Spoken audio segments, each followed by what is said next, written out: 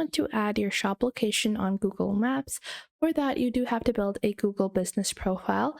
So go on ahead and go into google.com/business, and then you're going to build your Google business profile.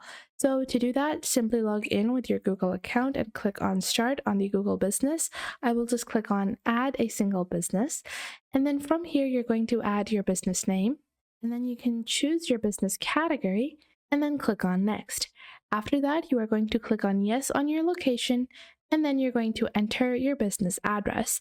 Once Google has verified your address, then you will be able to have your listing appear on Google Maps.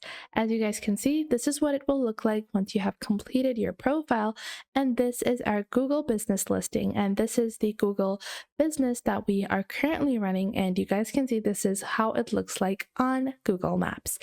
So in this way, you can add your Google business. If you don't have this type of Google business listing and you want to take a shortcut, simply open up Google Maps. And once you add Google Maps, you can add a suggestion to add a missing business. So if it's not your business and it is a shop that is present, you can put a label over here and you can add a business location.